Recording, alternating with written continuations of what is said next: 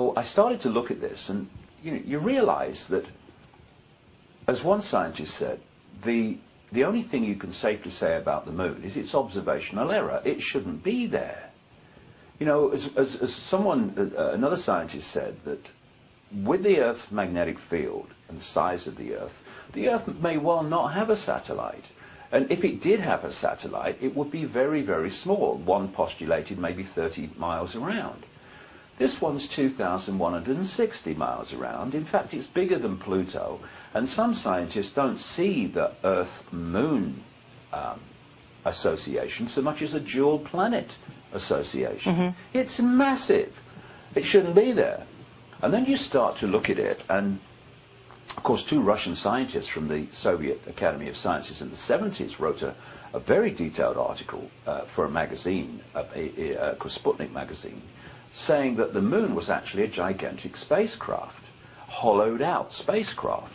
You know, I feel, it could be constructed from scratch, if you like, or it could be a hollowed out planetoid, because this is a really important area of perception.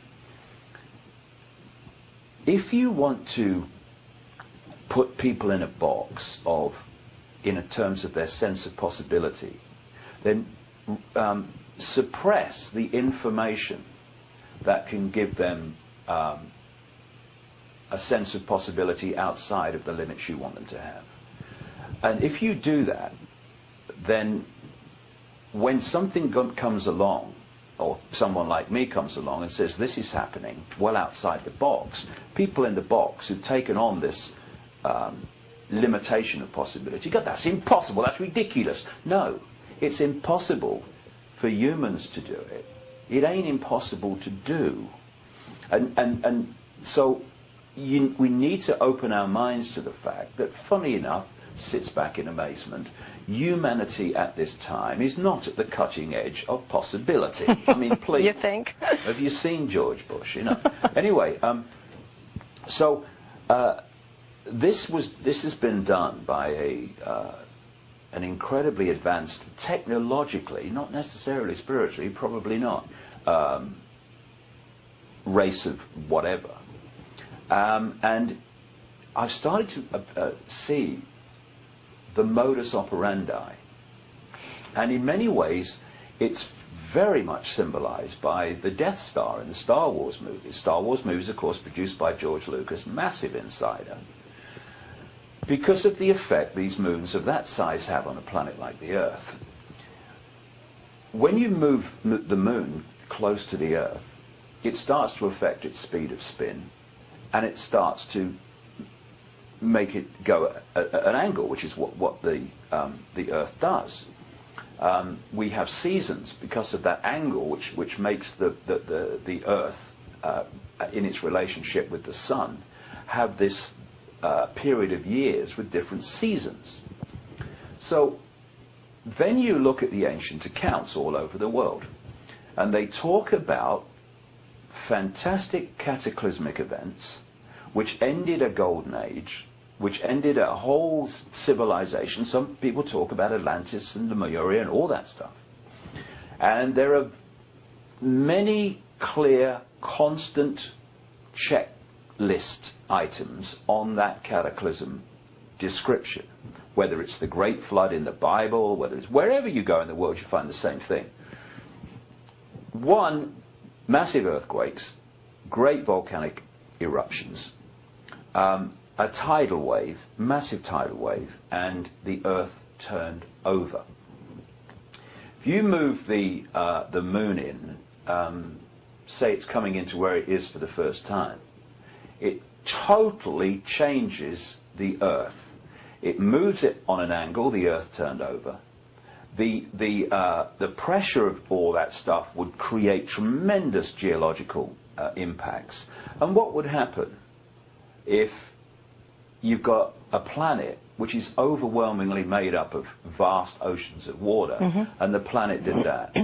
Right. You would have the most extraordinary tidal wave just by the momentum of the water. And And then you look at so many different tribal legends around the world. I mean, I come across them directly through Craig Muchworth, the African legends. When I was trying to put this together, I called him the great Zulu shaman, coming up to his 90th year now. And I didn't say, hey Credo, I reckon the moon's this, that, and the other. I said, can you just tell me any African legends about the moon? I try to avoid very much telling people what I'm feeling and then saying, what do you think? Right. If they have information they could give me, I like to keep my mouth shut, keep my powder dry, as someone said to me once, and then see what they say when they're coming from none of this preamble. And he goes on this story. He says, well, we think the moon's an egg. Now, of course, anthropologists go along and say, they think the moon's an egg, they're primitive. Well, what are they saying it's an egg? Just it's symbolism, mate, please. I don't think anthropologists do symbolism very well. But they call it an egg because they say the moon had its yolk taken out. It was an egg that had the yolk removed. It was hollowed out. And this is what these scientists were saying in the 70s about it, these Russian scientists. And he said that the legends say that the moon was created far, far away, that it was hollowed out and dragons come into it. It was stolen from the great fire dragon and was rolled across the heavens to the earth. And when it arrived here, it caused great cataclysms, which is what it would do, as we've discussed. And the story is that there were two reptilian creatures, or reptilian entities, better word, I don't like creatures, called Wawane and Umpanku. And they were known as, they were brothers, and they were known as like fish gods. And they had scaly skin like a fish, quote from the legend. Now, immediately he's telling me this, I'm thinking Sumer, I'm thinking Sumerian tablets, I'm thinking the Anunnaki, and the two brothers that were leaders of the Anunnaki, according to the Sumerian tablets, Enlil and Enki. And of course, Enki, for one, was very much associated with water. He had another name which was related to his association with water.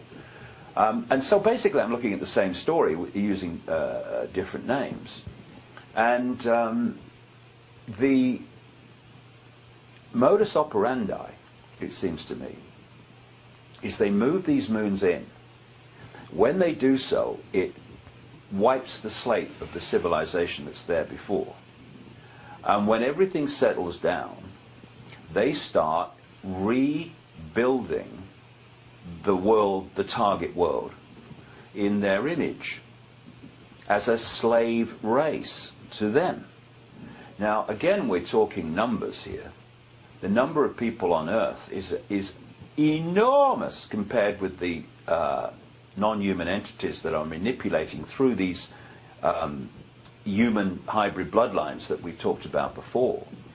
And therefore, these entities have to keep from the target population the fact that what they're doing.